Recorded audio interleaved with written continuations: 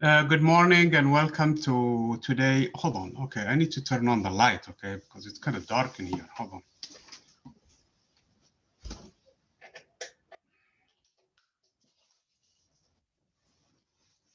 Okay, well, it's better now, okay?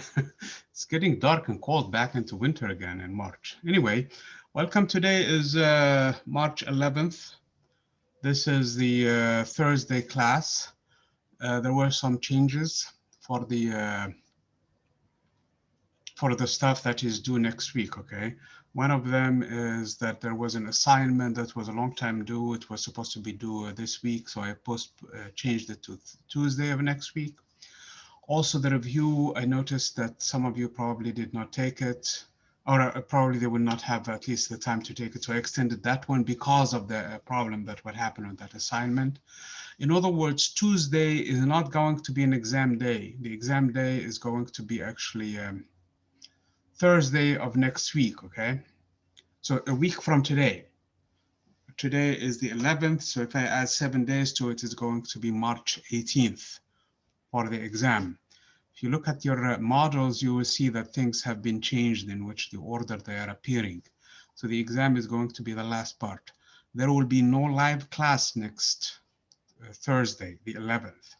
I will be available online though for any questions that you guys might have, especially during lecture time, okay?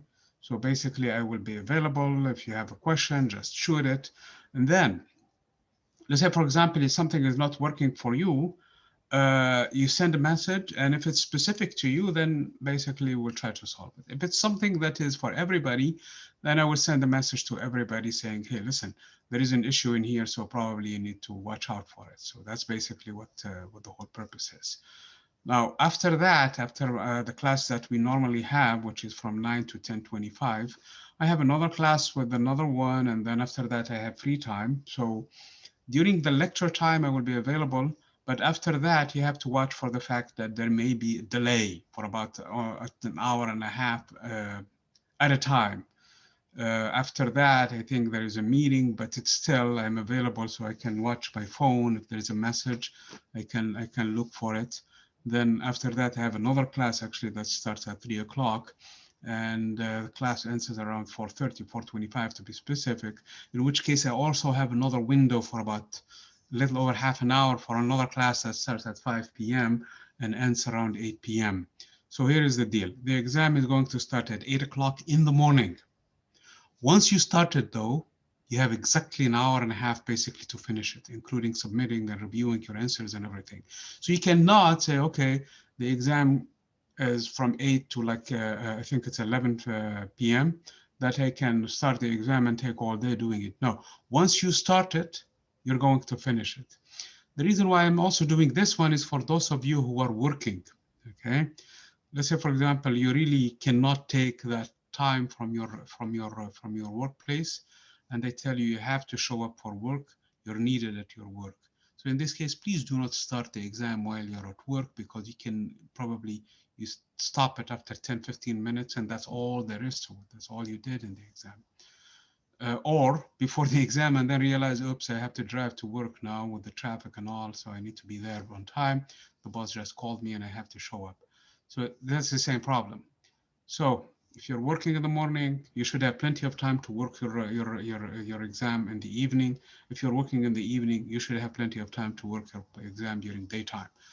So we have from 8 o'clock in the morning till 11 p.m. on that day. I will be available after 8 p.m. again if there is any questions. I will not take any questions within an hour and a half of the ending time. So for example, it's 11 p.m. when the exam ends. By 9:30 at most, that's the last question I will take, because there will be not enough time for you or anybody else to complete the exam if that's the time you decide to start on it. So at that point, you're on your own. So by 9:30, there will be no more questions. So if you guys have any issues, that's your problem. Now, also that accounts in the fact that internet issues. So if you think that your internet is not available in the morning for some reason or the other, you have ample of time to go and manage and find a place where there is access for you and use it. I know sometimes we use phones, and I think Canvas is good enough to handle the low, basically, bandwidth so that you can do your exam. This is in terms of the exam, so I'm hoping that you guys will take care of it. It's again Thursday, March 18th. There is another problem that popped up yesterday also, and for those who are not in class, they might really have a problem, and that is the recordings. I had a class yesterday in the morning, and it's still showing a processing recording. So it means that the recording for that class is not available. So if you're not live with me right now, and I know that more than half the class is not, you guys are going to experience delays in terms of the information. So probably with this recording, it's not up to time in there. So I strongly recommend for those who are not in class to actually basically be in class, first of all, if you can, as much as you can. And then the other thing also is the fact that it's a good idea probably to subscribe to the YouTube channel. That way, if there is an update, you know immediately about it before I actually go to Canvas and upload the stuff to Canvas. So you will get at least a first-hand access to the information more so than anybody else. So obviously there is an issue in here too, because I have so many videos uploaded every day, sometimes 5-6 videos a day, and you will be confused saying, oh, there is a video, another video, another video. Which one is my class? Usually the first 3 letters tells you exactly what your class is. So if you see a title and it starts with a PHS1 or PH1, I think most of the time it's PH, Physical Science 1, that is your class, okay? And if you see something else at PHY4 or PHY10 or PHY4C or something else, you may skip it. You may just ignore that part if it's not your class. So that is the advice I tell you if you're doing the YouTube thing instead of going straight to the notes in there. But even if you do the YouTube, you still have to come back to Canvas and basically answer the prompts in there. Now, the other reason why I actually also changed the date from Tuesday to Thursday is because of this time change, because the time is going to change. And by Tuesday, we'll be just basically with the new time, and some of you probably are completely out of sync with what the time is supposed to be and where you are supposed to be, and you wake up late or early and you have no idea where you stand in terms of the time. So this is a matter of communications. Again, I will try to send it by text, by an announcement on Canvas, so that everybody who is not here, and if they don't get the message, at least because the recording again is experiencing delays, hopefully they get the note too, and they follow with what we're doing. Good. Yes. Okay. So what we're doing today is electricity. So we're going to do the electric field. I have a couple of demos for you here. Okay. And then next week, Tuesday, we will have magnetism. So we're going to cover 2 topics before the exam, namely chapters 8 and 9. And the exam doesn't cover this 2. So the exam extends only up to chapter 7, basically all mechanics, classical mechanics, no electricity in it yet. So let me share with you the screen. Share the screen. Again, we're talking today about the electric charge, okay? And Coulomb's law, that is electricity. Obviously, we've experienced this concept a long time ago, and it was somehow associated with some sort of a magical phenomenon and things like that. Until actually recently, I met a lady who was talking about this guy is so holistic and giving up all kinds of things, and electromagnetic force. And what is that electromagnetic force? I told her I know what that is, but what is in the context of what you're talking about? It did not make sense to me. So it's in those days also, when we see lightning, we didn't understand it, so associated with all kinds of magical forces and things like that. But now we have a very good understanding of what these things. As a matter of fact, we can measure them in the laboratory. I have a multimeter here, and we're going to see it at work today. Actually, we're going to see the multimeter doing its trick. So we're measuring things with it, okay? We're going to talk about the electric charge. Coulomb's law. Basically, Coulomb's law connects how 2 charges interact with one another. That is really the foundation of everything. Charges come in two flavors, okay? Charges come in positive charge and negative charge, okay? Which one is positive and which one is negative, that's a matter of semantic, that's all. Just basically by choice, okay? So we called one positive, the other one negative. Now, the way this law seems to work is that if the charges have the same sign, namely if both of them are positive or both of them are negative, they repel one another. They don't attract, like magnets. If you take a north pole and a north pole, they repel one another. If you take a south pole and a south pole, they repel one another, okay? On the other hand, charges of opposite sign or different signs, they do attract, okay? So a positive charge and negative charge, they experience a force that pulls them toward one another, okay? This force depends on how far the charges are. If the charges are close by from one another, the force is stronger. If the charges are further apart, the force is weak, okay? As a matter of fact, we know how strong it's going to get. The force, if you bring them halfway, goes 4 times as strong. If you push them double the distance from where they were, the force drops by 1/4 of what it was. If you push them 3 times as far as they used to be, the force drops by a factor of 1/9. So it's actually proportional to the square of the distance, okay? Or inversely proportional to the square distance, I should say. Because as the distance gets smaller and smaller, the force gets bigger and bigger and bigger. So that is really what the idea also is. Now, the other thing also that this force is related to is how strong the charges are. If the charge has more stuff of it, more charge of it than what it used to be, the force will be stronger. In other words, if I double the charge, the force doubles. If I half the charge, the force drops by a factor of half. How do I know that? Just take a spring system. I could put my device in here. This measures the force, okay? This is a scale that is spring system attached in here, and we have it scaled with the force, actually here on this side, with the force. So if I take a charge and attach to this end, okay, and bring another charge from the other end, is going to pull it if the other one is opposite of a different sign.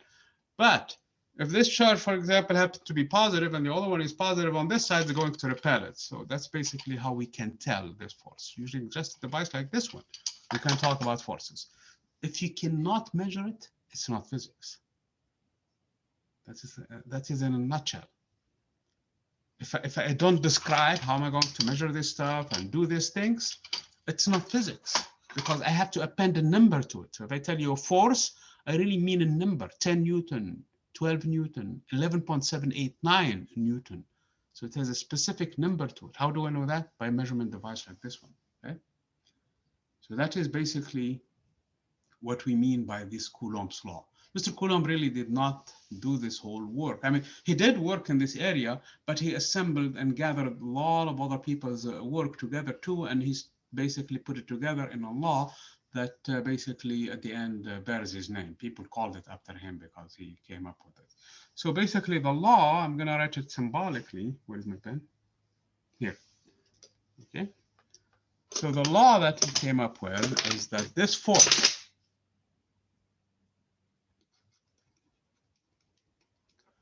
is proportional to the charge, Jizz, or charge times charge, because ultimately you need 2 of them. If you don't have a charge, you don't play this game. If your charge is 0, there is no force you're going to experience. Case in point, I am neutral right now. Otherwise, if I have a charge, and this, for example, camera has a charge, then you will see that there is interaction. Either if we have similar charges, we will be repelling one another or attracting one another. But if any one of us doesn't have a charge, the game is over, okay? No attraction, no repulsion, no nothing. And it's inversely proportional to the distance squared. So when I say proportional, this is this symbol in here, proportional. Meaning if you double the charge, the force doubles. If you double this charge, the force charge double. So this is charge 1 really, and this is charge 2. That's what I meant to. They don't necessarily have the same value. They could be different. Now, if I double the distance, this drops by a factor of 1/4. I mean, drops by a factor of 4 because of the fact that it's proportional to the inverse of the distance squared. So when you see the symbol in here, that's squared actually. So this is Coulomb's law. Okay. Then we're going to talk about the electric field. Electric field is something that is a little bit more abstract than a force, but actually we can use also the same thing to find it. Okay. All I need is 1 Coulomb charge, because the unit for the charge is a Coulomb, in honor of Mr. Coulomb himself. Okay. If I bring 1 Coulomb charge and append it to the spring, see how much force that's going to be experiencing. So now I have a force per unit Coulomb. That is actually what the electric field is. This is, of course, it's a hypothetical 1 Coulomb. It's not real. So if I have a charge somewhere, I can bring hypothetically that charge and move it around that real charge. And now I have the environment around that charge basically changed by just the fact of this charge exists there. And how can I test that environment? It says change just by, again, moving that 1 Coulomb here and there, appended to this spring system, where I'm measuring the force here and there. The closer I am from the charge, the stronger the electric field. The further I am, the weaker the electric field. Now, the electric field is just really a vector. It has direction, not just magnitude. Because which way the spring will stretch or compress tells me the direction of the field. Okay, so that is an idea in here that we have to explore. Furthermore, there is another concept in here that is related to this whole idea, and that is a scalar. This is a number. So when I say a scalar, it's like the speed, like the temperature. That is a number. That is not a vector. Temperature in this point is, let's say, for example, today is cold. Let's say, for example, it's 60 degrees Fahrenheit. It's 60 degrees Fahrenheit in this point. It's not in this direction, 60 degrees Fahrenheit, or this direction. It's in this point, 60 degrees Fahrenheit. Okay. So it doesn't matter which way I turn, this way or the other, or which way I measure. I took the thermometer, put it this way or the other, is going to read the same temperature. Whereas this, for the force or the electric field, it will stretch on only one direction. That is the direction of the force or the direction of the electric field. So that is a difference between a scalar, which is a number. That's a fancy word of saying just an integer. Okay. Whereas a vector is actually a direction. So the way I drew it in here is actually incomplete, because all I talked about is just the magnitude of the force. I need to find the direction. Direction, if I have a charge 1 in here and charge 2 in here, and this is the distance between them, that is what I meant by this distance in here squared. The force, if it's repulsive, it's going to be this way. If these two charges repel one another. If the force is attractive, it's going to be along the direction of these two charges. So this is the case. So the second case is these charges are opposite sides. Whereas in the first case, so when I drew the first one with the 2 arrows away from the charges, is actually when they have the same charge. So they're repulsive, okay? They repel one another. So that now the picture is complete for Coulomb's law. So not only I know the magnitude, which is proportional to the products of the charges divided by the distance squared, but I also know the direction, which way it acts and where it points.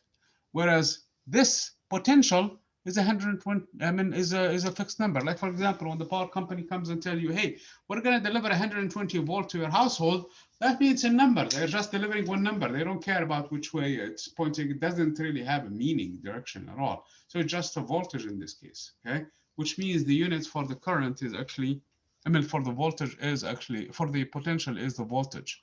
And this is the voltage sources. How can we get power? And today I'm going to actually create power out of nothing, out of basically just my moving a magnet and a coil around it, okay? You will see current flowing. And that is how we actually make current. That is how we actually do it. If you go to Hoover Dam and see how they make it, it's the water that is falling, turning the turbines, and as the turbines turn, they have these coils that are turning inside these big magnets, or the other way around. There is a relative motion between a coil and the magnet, and that creates a current for you. That creates actually current, and that's exactly what we're going to see, which brings us to the idea of the electrical current, and which is basically the charges in motion. And the resistance, every single thing has a resistance, no matter what. All materials have a resistance. There are some exceptions to this rule. There is actually one exception to this rule, and those are the so-called superconductors. Below a certain temperature, there are some materials that don't exhibit any kind of resistivity whatsoever. It makes them ideal for industrial applications, and at least at this point, scientific applications, because the temperature are super low. Those are called superconductors. Normal materials, though, at room temperature or any other place, they have finite resistance. So the copper wire that you use to charge your phone or to connect to your plug to have your computer working actually has a built-in resistance. So that's basically what we have in that. And that's which brings us to Ohm's law. Ohm's law relates the current and the resistance and the voltage together, all of these three quantities. Basically what Ohm's law says is the voltage drop across a resistor is equal to the resistance of that resistor times the current. Okay, so it relates 1, 2, and 3, and they're all in here in this beautiful relationship, and that is Ohm's law. Okay, so again, now we're talking electricity, current, circuits. Okay, and which brings us to the idea of circuits. How can we make things work together? So we can have, for example, a plug coming from outside. There is a transformer outside of your house or where you live, and that is delivering power to your household. The wiring inside is a big circuit. Some wires are going to your stove. If you have an electrical stove, some wires are going to your refrigerator, some wires are going to your TV, some wires are going to your phone, some wires are going to the lighting, and so on and so forth, and probably the doorbell and everything else that work with it, and the garage door and everything else. So it's a big circuit, really. And the current needs to flow through all of them, coming from the power source, which is the transformer delivered by the power company, and going back into that, okay?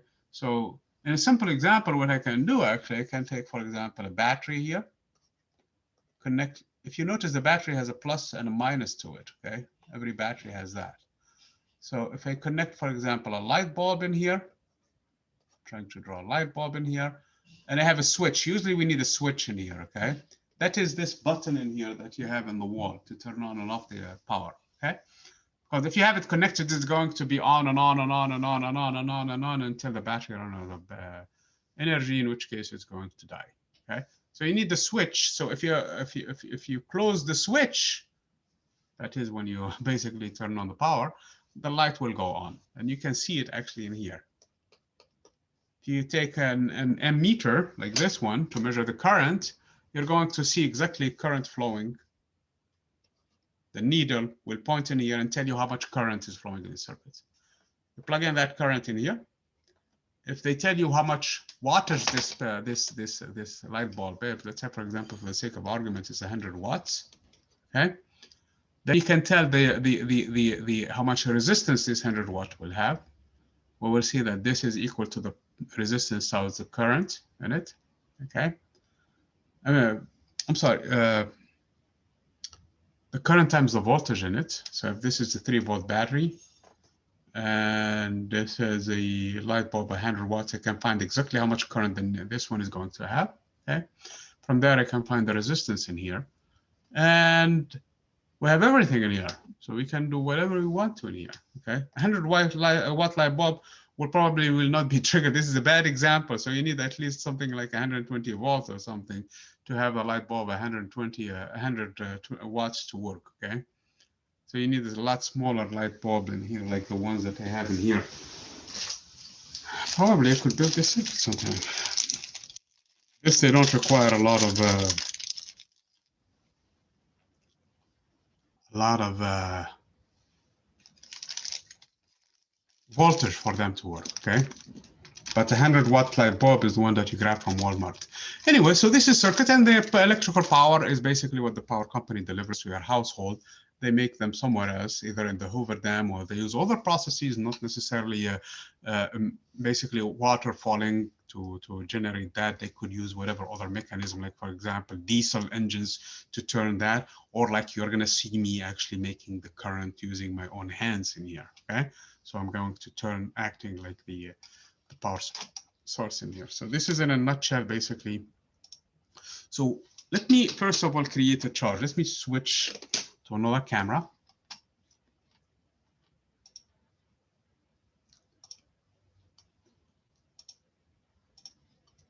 And remove the background. Okay, so what you see in here is I have a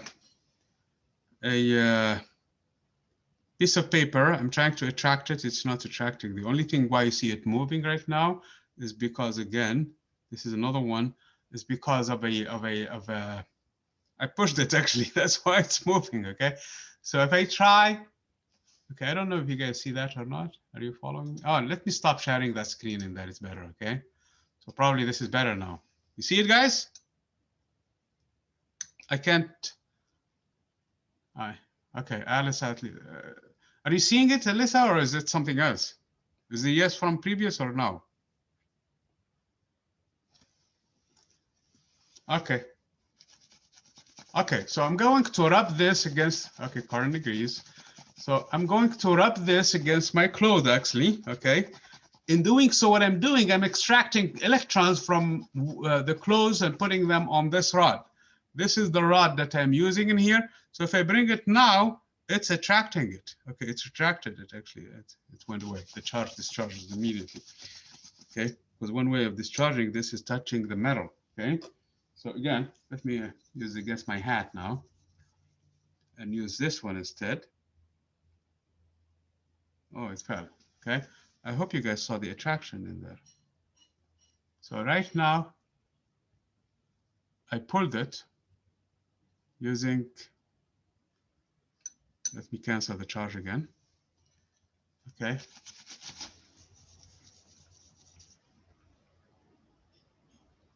Oops, it fell again. Now, when it touches the plastic on there, it's not going to work. Okay. So it's attraction. So this is exactly what we're talking about.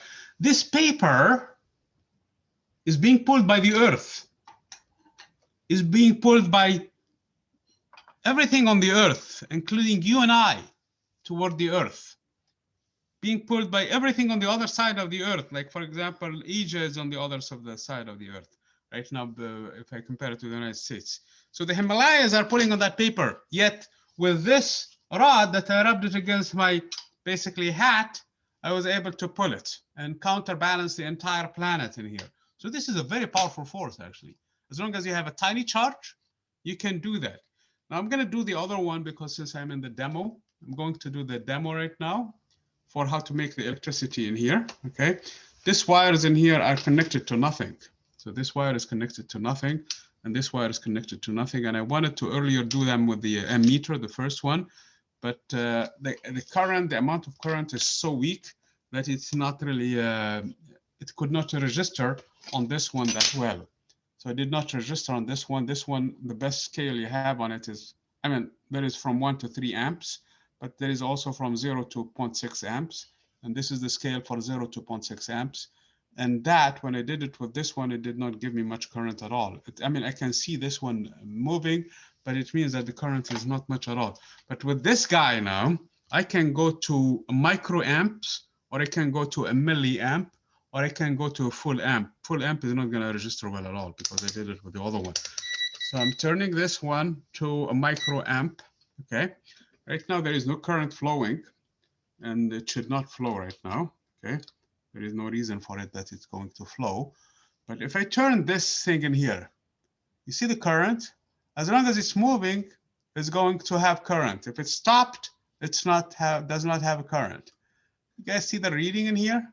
If I reverse the direction, it's going to also give me current with a negative sign and positive sign and so on and so forth. but the current now is so huge. At some point, it's going to be several hundred micrometers. I mean, it's not really huge because micrometer is a very tiny current. If I have to move super fast for it to produce that high. If I move it very slow, it's moving, but not as much. Okay, I'm moving, but not as much. Okay, so it really relates on how fast this thing is spinning. That's all. If you guys see it, when it spins faster, I don't know if I can show you the spinning. Okay, it's going to give me that. So what I have in here, I have two magnets. This is a north pole. This is a south pole. Okay, and I have coils in here that you can clearly see. And if this coils turn and spin, the current will register inside those magnets. If I remove the magnets, it's not going to work. If I don't have coils in here, it's not going to work. So that is really how electricity is produced in the Hoover Dam, or if you use different mechanism of making this one turn, including with my own hand, okay? With my own hand. Right now, it's not connected. Of course, you're not going to see anything. You need to really connect. This is the COM port of the multimeter device. And this is basically, I'm connecting it to the microamps. Depending on the strength of the current. If I want to measure the voltage, I have to do this one in here. So this one is for the volts. That's the reason why it's called the multimeter, is because you can use this device to measure anything you like, at least as far as electricity is concerned. The voltage on this side, the current on this side, whether the voltage is DC current or an AC current, whether the current is actually AC or DC, so this lines in here mean both of them. You can actually measure other things. You can measure the resistance of materials. You can measure the capacitors. You can measure all kinds of things. Temperature also, actually, and frequency. So this device is called the multivariate meter for a reason, because it measures many, many things for you, basically all the time, and without really a lot of work from your behalf. And the word meter in here means measurement, that's all, okay?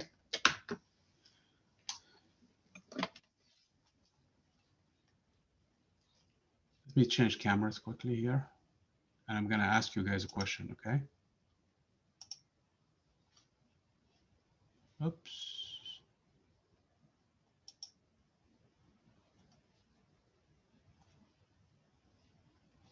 What happened in here? Okay, video, change the other camera. Here is your task. Describe how we can make electricity based on what you saw in your own words.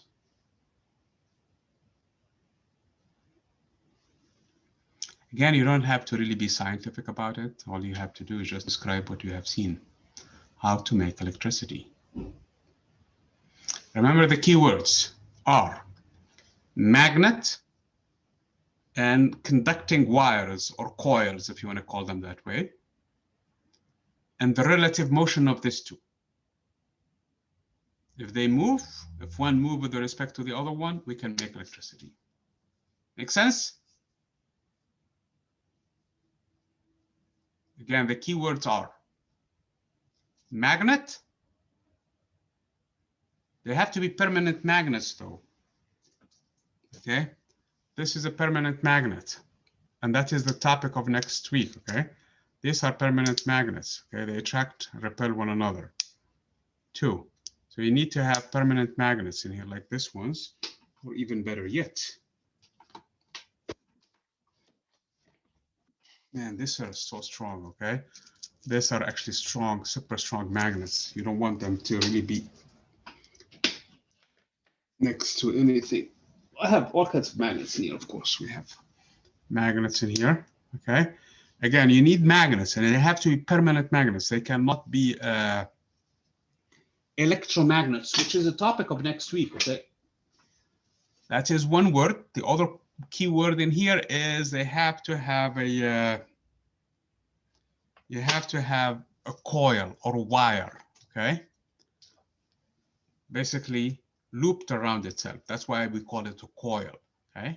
That's how what you saw in here in the demo earlier. It was this wire in here, okay? That was basically made into circles in here. When this moves with respect to the other one, there is a current that is going to flow. As a matter of fact, right now, There is no current. Of course, if I put an ammeter right now, it's not going to me anything, but there is still a voltage actually. If I change it, the other one to reading the voltage, it's going to give me the voltage reading between these two ends actually. And those are the two wires connected to this ends. So if I spin this one fast enough, it's going to have that effect. The faster I spin, the stronger the current, the more voltage I get. Make sense?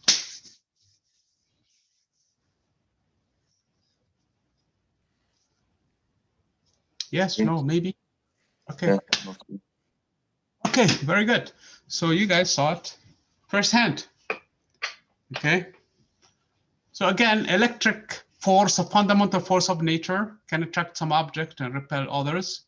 And oh man, I'm reading my own slides and you guys are looking at me.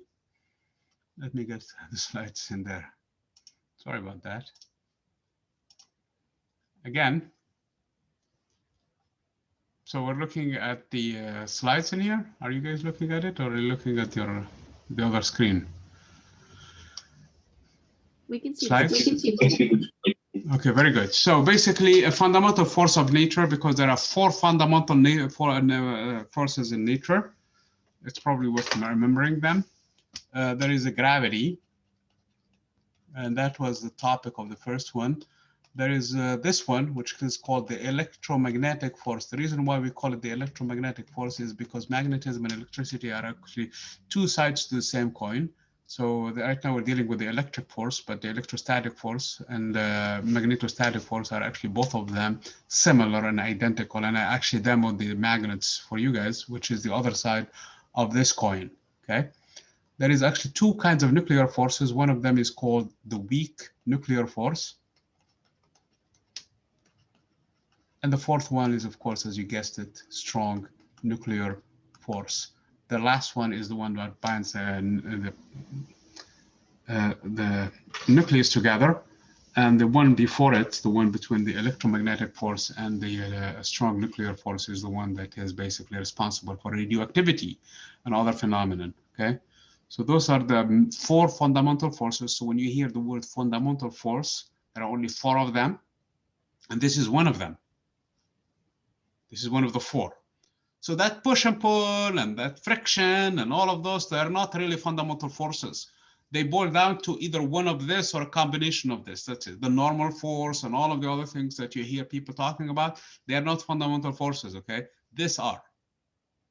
The fact that you're sitting on your chair, for example, and the reason why you're not falling, because gravity is a fundamental force is pulling you down, you say, oh, there is a normal force, but the normal force actually is an electrostatic force. The only reason why you're not falling down is because the electrons in your body and the electrons in the chair are interacting and they're repelling one another and they don't want you basically to, so that force is strong enough to keep you basically from falling. So it's actually this force, okay? Most of the time, this is the force we deal with on a regular basis. But although we can't really see charges flying, but it's actually the one that keeps us in balance and keeps cars going and everything else, okay? So the electric charge, what is that? It's a fundamental property, again, of matter. Just like mass, we have charges, okay? So again, the fact that one of them is positive does not make it any better or more interesting or more actually good than the negative charge, which is just by coincidence, we call the electrons to be negative, which is really a bad choice. And physicists are regretting that until today for making that choice, because had we chosen the electrons to be positive and the protons to be negative, it would not have made much, it would not have made any difference whatsoever as far as the currents and everything else. We saw the current going one way, and we said this is the positive direction of the current. That's before we realize that actually the one that we're moving are the electrons and they're moving in the opposite direction, okay? In this case, we should have really probably chosen the direction of the current in the opposite direction. We say, okay, actually this is the direction of the positive current. Then that would be the positive charges causing it, which would be the electrons, and the other one are the protons. It's a matter of choice, okay? So these words that you guys hear, please don't take them more than the physical context of them. They don't mean much other than distinction between two kinds, okay? So when you hear people talking about charm in physics, when they talk about what is it, the up and down for the quarks, for example, that doesn't mean that this quark is more charmed than the other one. It's just a distinction, just we want to and strange and all kinds of things, just to basically make a distinction between them, okay? It's a matter of convention, that's all. Okay, so if tomorrow we meet another civilization on another planet from another star, they may have chosen this two with different names actually, and they don't call them necessarily positive and negative, but if they did, they may have chosen actually the signs backward. That's fine, okay? As long as there are two different ones, same charges repel, and unlike charges or opposite sign charges attract. So that fixes the direction, okay? So the proton inside the nucleus is a positive charge. The electron is a negative charge. So they attract, and that's what holds basically the atom together. Neutrons, they don't have a charge. So neutrons are not allowed into this game. They don't play this game. They don't participate in this force. Neutrons are not allowed in here, but they participate big time in here and here. So that's why they're needed actually, because they're big players when it comes to this thing, okay? But not here. All of them, they participate in this game. Gravity involves everywhere. As long as you have mass, you play that game, okay? So in the yard where everybody plays electricity and magnetism, these guys, the neutrons, they stay outside of the fence, okay?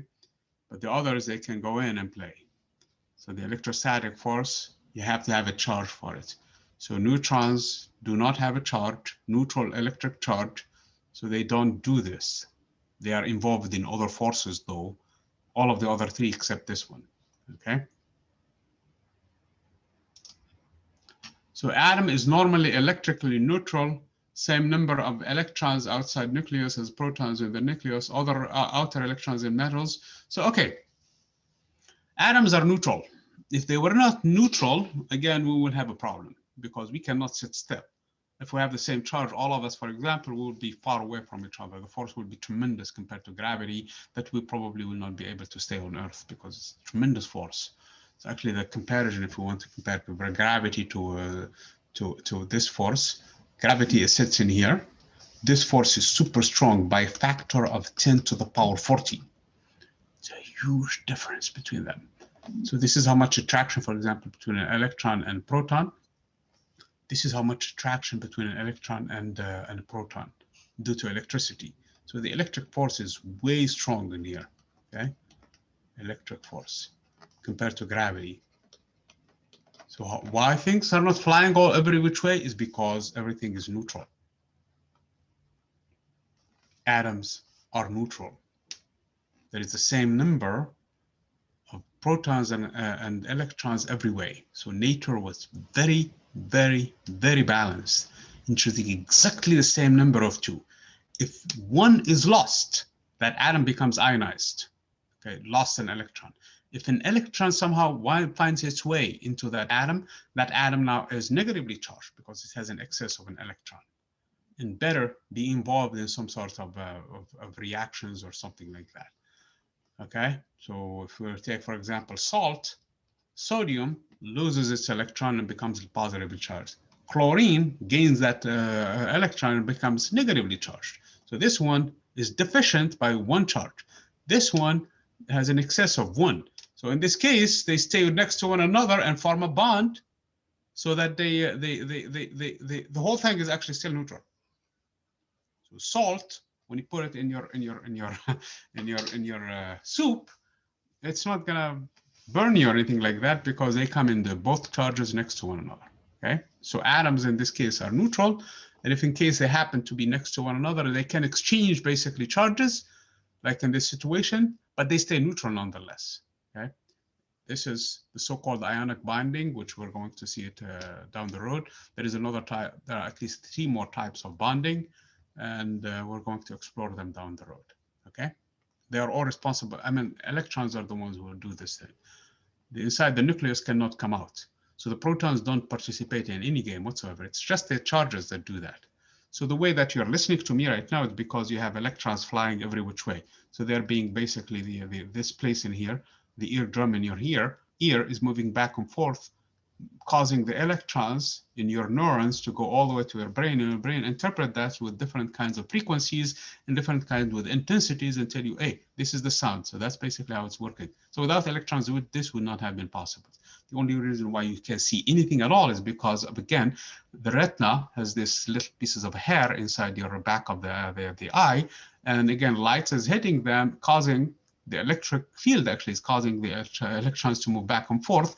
And those electrons are, again, becoming an electrical signal that goes to your brain until you're looking at a red, you're looking at a blue, you're looking at a different color, and then it combines this with the two eyes and give you a depth also, perception of how things are. So again, who caused this? Electrons, okay? Inside conductors, whether it's between your brain and your eye, or between your brain and your ear, or between a wire and a wire, you need loose electrons to cause this whole thing. In a conductor, basically what's going on is you have an atom in here, which is basically has its nucleus mainly positively charged. All of the inner electrons are bound to this atom. The outer ones, if there is one or two, may be connected to the atom, still neutral, but they're loosely connected to it. As a matter of fact, the next door neighbor atom has the same situation. These electrons, they really don't belong to a specific atom. They belong to the community of the atoms. And under the next excitation, like for example, light hitting your eye, those electrons start to move. So this electron will move out of here. So what this atom does is it borrows this electron from the next neighbor because it doesn't really belong to it. So it stays neutral. So what this atom does is it borrows it from the next neighbor, and so on and so forth. And now you have a current flowing every way, okay? Can move freely. I mean, there is some resistance, but that's what we're coming into. But the idea is the electrons, they don't belong to a specific atom, and they can move a lot easier than, for example, plastic in here. These atoms, they're very much anchored into the material, and it's very hard to move them. Whereas the atoms, for example, in here in this wire, these are actually conductor. This is actually a metal. So that's the electrons I'm talking about, okay? So there are two kinds of materials. There is those where you can actually move easily, where an atom can borrow with ease from its neighbor because the electrons are loosely connected to their atoms, and a current can be established. Whereas in some other materials, like for example, wood and air actually, which is a resistor, then you can do that as much, because if you borrow an electron from one side, that atom is stuck, lost its electron. It cannot go to the neighbor and take one from it because the other one holds on stronger to its electrons, okay? So that is the difference basically between a conductor and an insulator. Make sense? Good?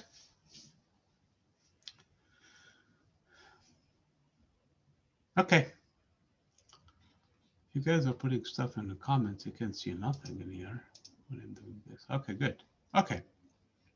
So again, an atom losing one or more electrons becomes a positive ion. An atom getting one or more electrons becomes a negative ion.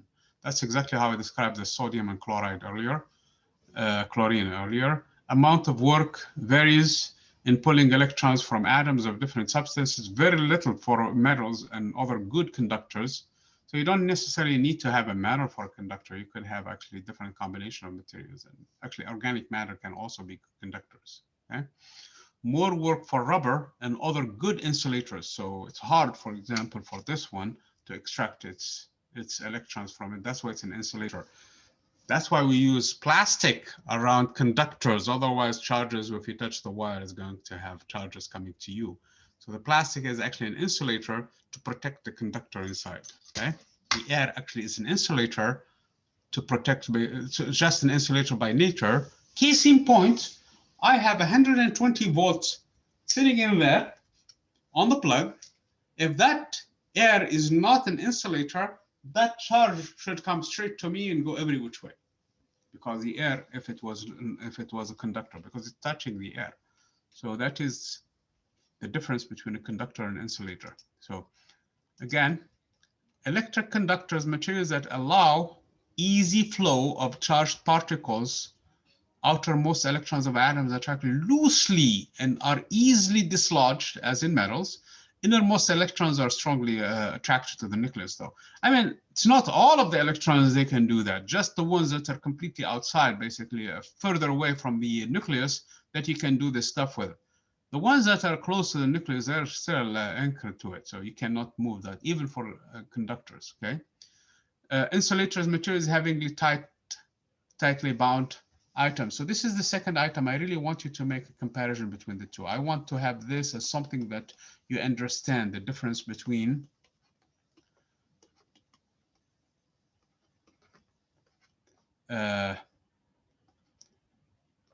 conductor and an insulator. And again, please do not just copy and paste, okay? I want you to really have an understand of these things, okay? What is the difference between the two? Somebody asks you after this class, you should, what happened, what is the difference between, you should really intuitively know the difference, okay? Again, I did actually this demo earlier in the beginning. Conservation of charge. Charge is actually conserved. It's one of the constancies of the universe. Whatever charge you start with is what you end up with.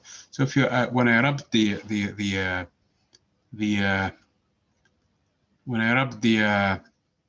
rod earlier, this one, against my hand, and I was trying to get stuff from it. For Andrea, who came late, there were already 2 items in the discussion. Okay, please watch the recording later, at least, what is it? For about 50 minutes in to get those 2 items, okay? Anyway, the point in here, when I rub this one in here, I actually remove charge from the other material and place them in here. So this became negatively charged, and the other one became positively charged. So because the number of charge, so if I remove 10, I must have left the other one short 10, basically, okay?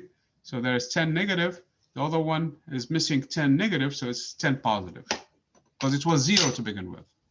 So this is what we mean by conservation of charge. This is in its full glory, okay? This is what I wrote in the beginning, basically in English, but this is basically in its Coulomb's law, okay? For this class, probably you don't really care about the formula, but you really need to understand that these are the 2 charges. These 2 numbers, the product can be positive or negative. If the product is positive, the net force is positive, which means it's repulsive. If one of them is different sign than the other one, if one of them is negative and the other one is positive, you know from basic algebra that if I multiply a negative number by a positive number, I will get a negative number, which means that this force is going to be an attractive force. This is the distance squared. So what is this K in here? That is a constant of proportionality. And this depends on the medium, proportionality. This is the property of the medium. Where do you do this? Are you doing it in vacuum? Are you doing it in the air? Are you doing it, for example, underwater? Are you doing the experiment in a different kind of materials? That is actually what that is, okay? So if you're curious about this formula. So this is the force that Mr. Coulomb put together, okay? And that really was kind of revealing when it was put together, because compared to Newton's law, this is identical to Newton's law, with the exception that instead of a charger, I have the masses, and instead of this K, I have G, and that force was always attractive. Gravity is always attracts. This one can repel. Other than this minor 2 differences, the 2 forces are identical. People started looking for symmetries and things like that. So again, the electron is a tiny charge, actually, of this amount. So this is how much the charge is. This is another weird thing. The electron and the proton have the exact same number of charge in them, 1.602 times 10 to the power negative 19 Coulomb, which means 0.000000018 zeros followed by 1602, basically. That's how much charge in both of them. This happened to be negative by choice, by convention. This happened to be positive by choice. But again, the numbers are exactly impeccably the same, which is something that physicists, I'm kind of wondering, why is that, okay? Those are 2 different particles, and they happen to have the exact same property when it comes to charge, okay? Kappa, or K, is a proportionality constant of the order of 9 times 10 to the power 9, okay? So it's 9 billion. Just basically a property of the medium. So don't read much to it. Okay, like signs of charge repel and unlike charges attract. So we talked about this Coulomb's force. And we still have. So the difference and similarities between gravitational. Gravity only attracts. Electricity can attract and repel. We already mentioned that, okay? So if the charges have the same sign, that is a repulsive. Whether both of them negative or both of them positive. Negative times negative is positive. Positive times positive is positive. So in either case, the force is positive, in which case it's going to repel. Whereas if the first one is negative and the second one is positive, or the first one is positive and the second one is negative, the product is still negative in this case, and it's going to be an attractive. So you have 4 possibilities. Either the first one is positive, the second one is positive, in which case it's repulsive, because positive times positive is positive. The second one could be negative, and the first one also could be negative, which means the force is going to be also repulsive. The third case is that the first one is positive, the third one is negative. Negative times positive is negative, which means that this is an attractive force. Okay, or the first one is negative, the second one is positive, in which case actually still attractive force. And this is not true. For gravity, it's always attractive. Masses only attract; they can't repel, because we have never seen negative masses. We don't even know what it is, okay, if they exist. If they do exist, they will be stuck in the ceiling somehow, because they will be repelled from the Earth. Earth will repel them. So if you look up and you don't see any masses appended to your ceiling, that means they're not negative masses. Well, if you see something stuck in the ceiling, first of all, try to remove it, because probably it's stuck there for other reasons, probably due to electrostatic force, okay? And see if it falls to the ground. If it falls to the ground, that has a positive mass, okay? If it doesn't fall to the ground, that means it's a negative mass. Maybe, hey, we're dealing with something else, okay? So both forces can act between things that are not in contact. These two forces are called forces at a distance. So that is actually why we really need fields to understand what's going on in there. Both forces act in a straight line.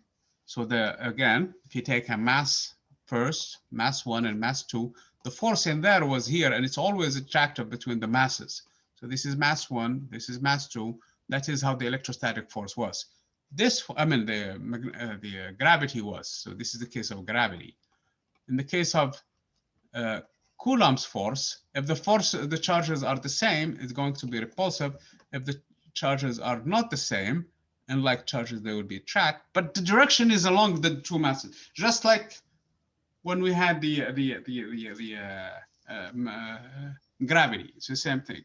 Okay, a force field surrounding both gravitational field for mass and electrical field for the charge. What I mean by gravity field is, in this point in space, I'm trying to pick up something in here and drop.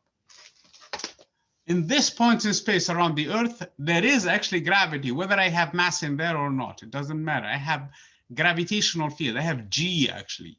So if I take a mass and put it there and let go of it, that G will act on it and bring it down. So whether you have a charge there or not, there is an electric field. Whether you have a mass or not, there is a gravitational field. That is exactly what the point is, okay? So that is how these forces act at a distance, through fields. So the mere fact that you point somewhere in space, that where there is a gravity. Now, to prove that there is gravity, take any mass and put it there, it's going to fall, okay?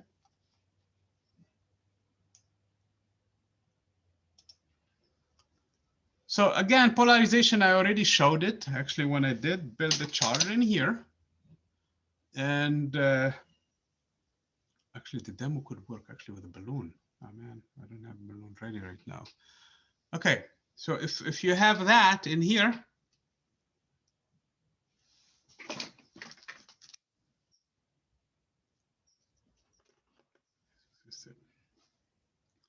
so when I built a charge in here, I was able to pull a piece of paper, and the piece of paper was neutral to begin with.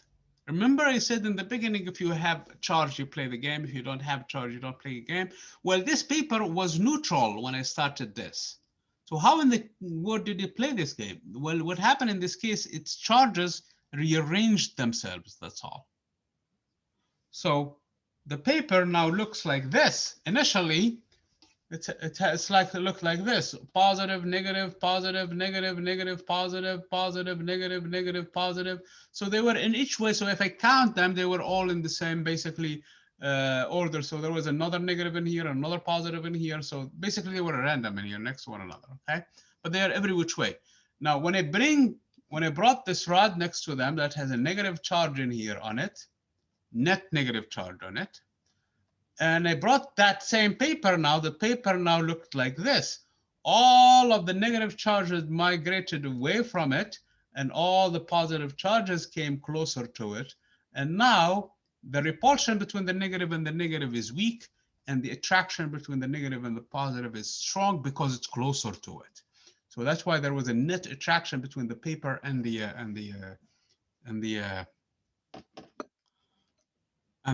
rod. By a phenomenon known as an induced, basically, effect, which is the so-called polarization. So what this rod did is it made this material that was not polarized into a polarized material that has a net charge now, pointing in one direction versus another. So it stays neutral. The paper, I did not put charges on it, so it stayed neutral, but it rearranged itself, that's all, okay? That's basically how this phenomenon is. I don't have a balloon ready, but this experiment is a fun experiment that you guys can do. So basically you build charges in here by rubbing the balloon, and you put it against a wall and watch it stick for a long time, okay? Because the wall charges now, they basically rearrange themselves. And as long as there is no exchange, both of them are actually insulators. So there is no charge exchange in here. This will stay hanging for a long time. But from time to time, one of them will actually move from one medium to the other and neutralize it until at the end, you lose all the charge and this falls, okay? So little by little, this starts to drift down until it falls, okay? This is a fun experiment. I really should have had this ready for you guys, but it's okay. We did enough today.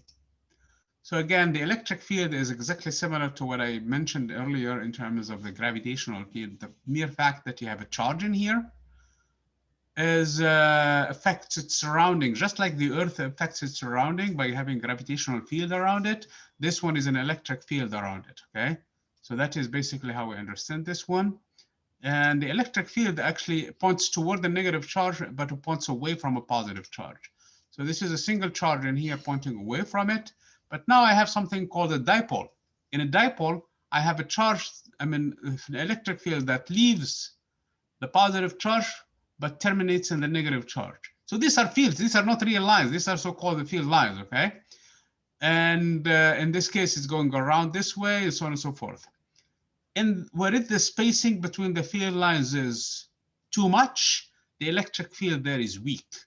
Whereas the spacing between the field line in there is a lot, like closer to the charges, the electric field there is strong. So this is basically how we can visualize this one.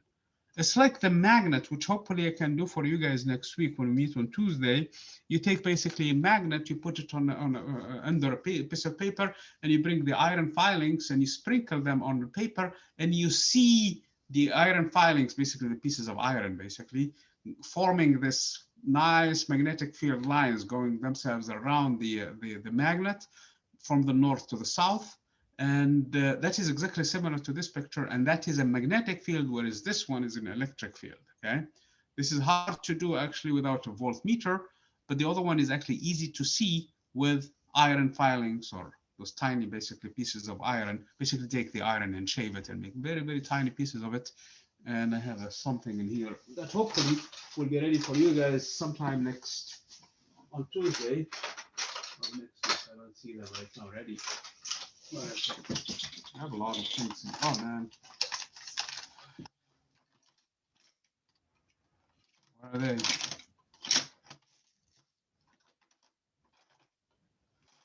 Oh well, so we're gonna have them ready hopefully next week sometime when we do the magnetism, and we'll have magnets in here to do this ones. So that's a good thing to do in demo.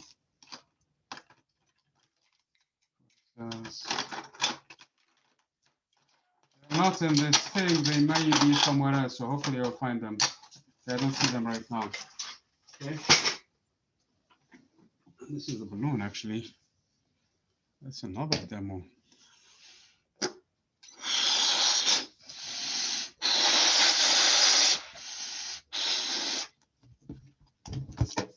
It's a fun demo.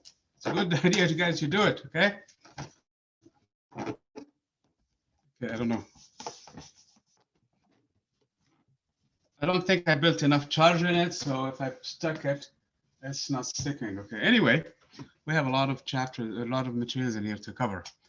Hopefully you guys see the polarization, and you saw it already with this rod in here. So there is nothing, again, the electric field in here between the plates, positive and negative. This is the Van de Graaff machine, which is actually a nice demo that we have in the lab that hopefully at some point when we go back to school, some of you will come in here and experiment with it in here. So what you do in this case, you build tremendous voltage in here, and this conductor and this plate, which is spherical shape, which is actually made out of a conductor. So now you have a lot of charge. The minute you touch it, you have to be grounded yourself too. I mean, you cannot sit on the ground. You have to be sitting on a piece of wood or something like that. And we have that too. And once you do, in this case, the charges actually will be moving to the conductor in this case. And now you're leaving charges in here from your hair, and your hair starts to actually, because they will repel. So they start to move away, and then they will repel from one another, and you have this nice feature in here, okay? So again, potential energy is exactly what we saw in the case of gravity. This is similar to electricity. So if I have a negative charge in here and a positive charge in here, and if I have it fixed in place, I have potential energy. Case in point, if I let go of it, it's going to go straight and smash into the negative charge. So that is exactly what we mean by potential. And this is potential energy, except the power company, they don't deliver potential energy, they deliver electrical potential. How much energy you consume depending on the consumption of the device that you have in there, okay? So this is basically the same thing. So if I have a positive charge in here, and if I hold it in place, I have potential, because if I let go of it, it's going to move away in the opposite direction. If I want to bring it closer, I really have to work to do that, similar to what I do with a spring. And if I push it this way, I really have to do force times distance, and that is the work that you need to do. That is actually the energy that you need to do in this case, okay? Again, this is the Van de Graaff and how we build charges in it, okay? So when you touch it with your hand, electrons flow from your hair, from your body, from every single piece of your body, and actually you see your hair starts flowing to neutralize these charges and leave you charged. And because you're standing on a neutral environment, you're grounded. So you're going to have the charges now going every which way, and you can feel it in your hair, and you can actually see it. So, okay, before you step up, usually we have to discharge you. We have to give you a contact with another thing, so that otherwise you're going to feel a shock, okay? So again, the electrical potential energy, whether you go to the store and buy a battery, for example, 3-volt battery, 1.5-volt battery, the AAA or AA, that is actually, it has chemical energy in it, and that chemical energy can be converted into electrical energy. The power company, the way they do it is they give you a plug in there next to their generator, actually their transformer outside, and the minute you plug a device, that transformer starts pushing currents to your device, and basically your device is consuming energy, and at the end you're going to pay for the bill, okay? So the electrical potential is related to the electrical potential energy just by this expression, basically. The charge times the electrical, so how much charge you have consumed is really at the end is what you pay. So 120 volts is 120 volts, but how many coulombs did you take? That is what you pay for. How many charges do you take? That is what you pay for. So if you took, for example, 10 coulombs times 120 volts, that is 1,200 joules of energy, okay? That is what you pay for. You pay for 1,200 joules, because at the end, they're putting 120 volts in your plug. That's it. You go to the store and buy 1.5 battery, that has so many coulombs. So how many coulombs you're going to take overall? That depends on your device. You can consume the whole thing at once by having a huge discharge, basically, and the battery will go dead because you lost all of the charge in it. Or you're going to have it over time, for example, for a small plug like this one in here. And then at the end, depends on the charge. So that's why the energy is the charge times what the power company delivers to you. So they put 120 volts, whether you're using it or not. If you look at the plug in your house, whether you use it or not, it's 120 volts regardless, okay? But now, when you use it, you're actually draining some of that current from it, okay? So again, 1 volt is equal to 1 joule over Coulomb. So the fact that you have a lot of charge in this case, like the Van de Graaff machine, doesn't mean much. Depends. What matters really is how much do you have difference in potential too. So the energy really depends on the difference in potential and also the charge. Okay, so that's going to make a lot of damage in here. Man, it's fine. I think we had a lot of discussions in here. Again, the voltage potential difference exists when ends of the electrical conductor are different potential. So what you really notice is that in the plug, there are 2 ends to it, okay? One end is a certain voltage, the other end is a different voltage. So what the power company gives you, it doesn't give you really a voltage, it gives you a difference in voltage. And that is really how things work. That's why when you look at a battery, there is always an anode that has a plus next to it and a cathode that has a negative -9 next to it. And the difference in voltage in there is whatever the battery is. That is actually its power. That is how much, not its power, I should say, its electromotive force. That is exactly how much it's going to deliver for you in terms of electrical energy, okay, per unit charge. Of course, the similarities with gravity are out there. So in here, I have a difference in height between the water and here. So there is a higher pressure, and this can cause water to flow from one end to the other. The battery will work as a pump in this case, okay, in a circuit. So if you have a bunch of, for example, people who go on an ice, oh man, it's really nice right now to do that on the mountains. So if they go skiing, for example, they take the elevator or whatever device, now they're on top of the hill. So now they can come down because of gravity. Gravity is the one that caused skiers to come down, okay? But if that's all they do, now that's it. There's no way for you to continue the circuit. So if that's the single ride, you can go home and you're done with it. But if you want to complete the circuit and come back to do the same thing, to have more fun, you have to really come back into the lift. And now the lift acts like a battery. So that's exactly what's going on in the circuit in here that I drew earlier with this light bulb. So what's going on in this case in here, I have the battery sitting in here. This is positive, this is negative. So the charges are going, let's say, for example, in this direction, we know that they are moving in the opposite direction, but that's another thing in here. So the minute they come in here, so if I have a positive charge in here, it moves through the circuit. It's like falling in here. Once it comes in here, it cancels the negative charge that was sitting in there.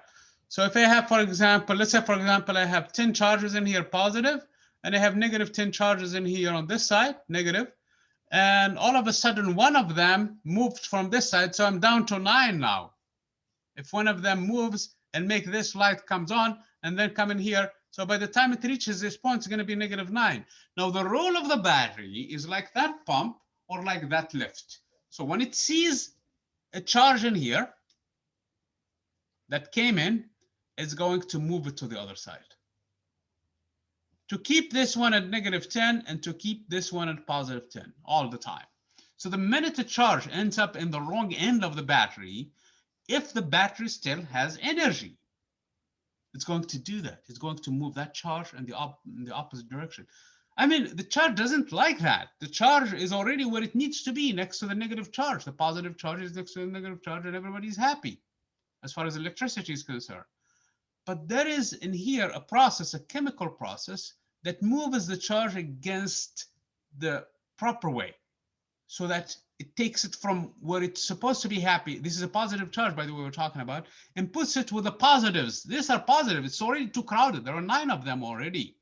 So if you bring another one, there is another problem now, because they would repel more each other. Okay, so if you bring 9 to make them 10, they will repel each other. This guy is already -9 in here. So if you try to move one from there, they will become -9, and they will become actually too crowded too. They will repel one more than another. So they really don't like you to take another positive charge, because there is plenty of negative charges in there. These guys, they don't want you to bring another charge in here, because there is plenty of them. But the battery has a secret. The battery works with a process that is non-electric process. It uses chemistry, for example, to do that. As long as the battery still has juice in it, it can do that. Once the battery starts to lose energy, it cannot do that anymore. And that's the time when you have to go and buy another one. Make sense?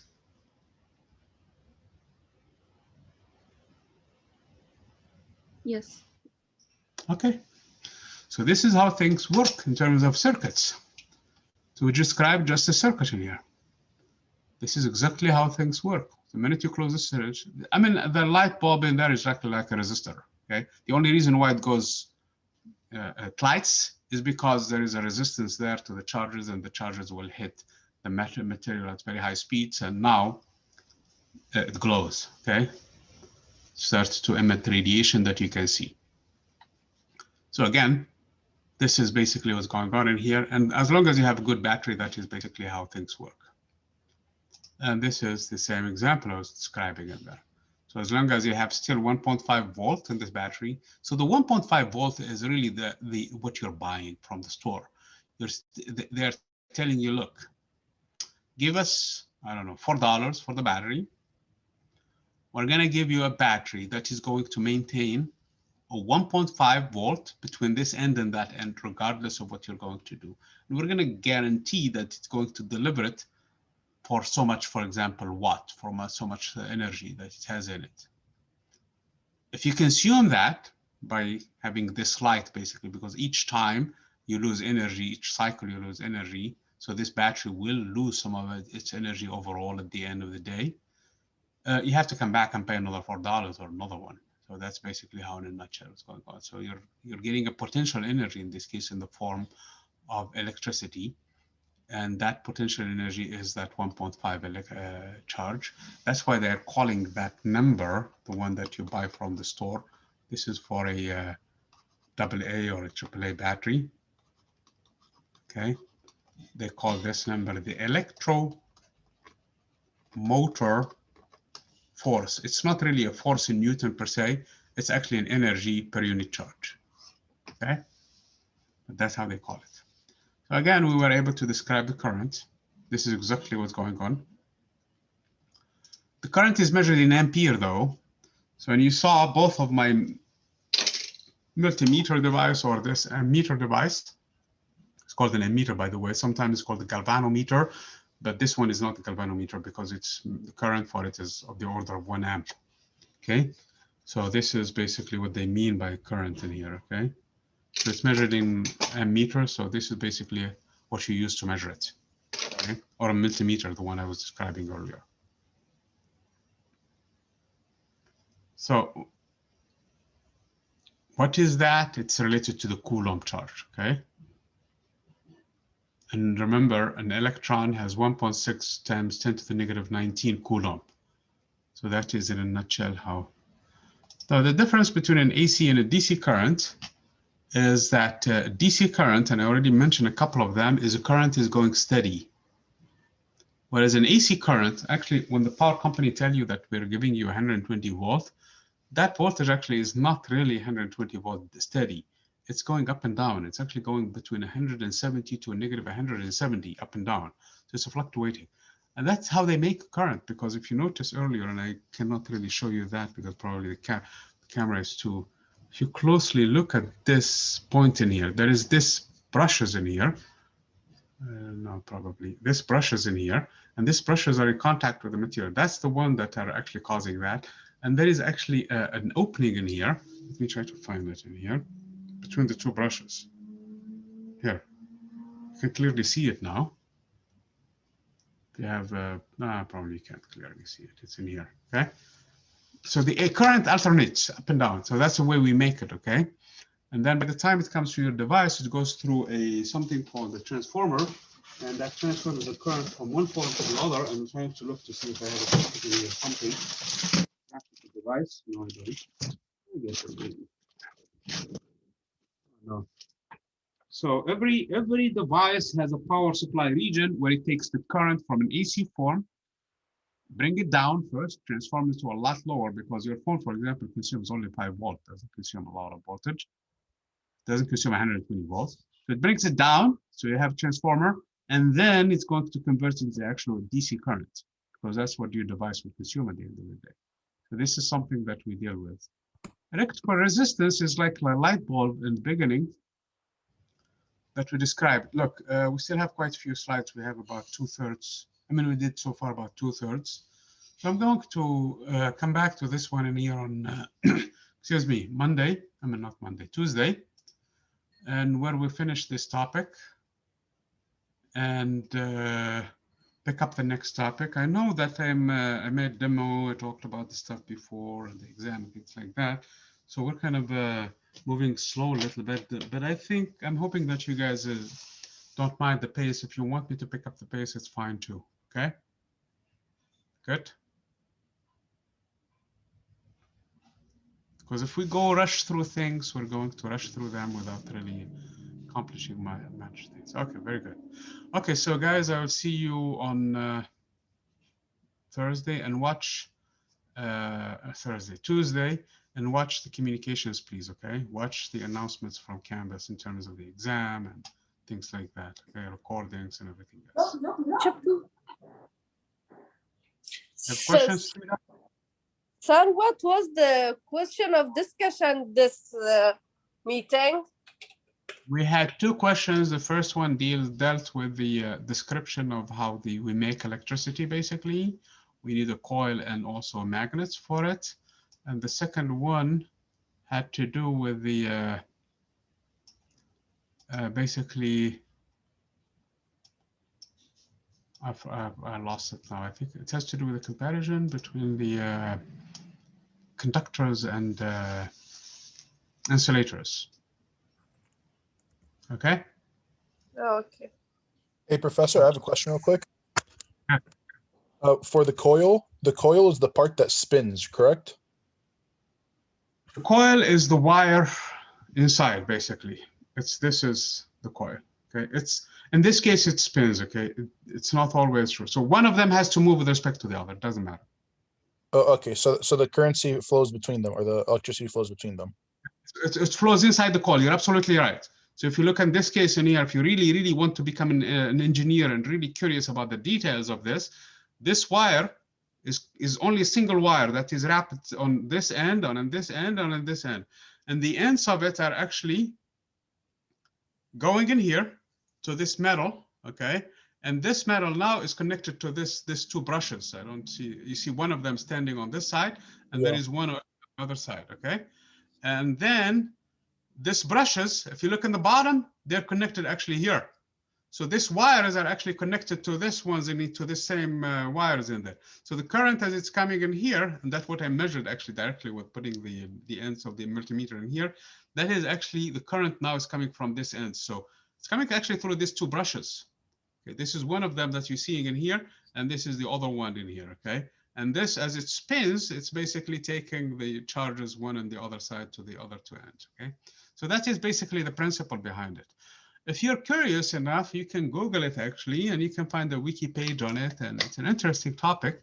But I want you to really have not that detail of understanding of it, but just the fact that there is actually a relative motion between a coil and magnets, and that is somehow how electricity is produced. Make sense? Yes, thank you so much. No problem. Okay, so I'm going to stop the recording quickly.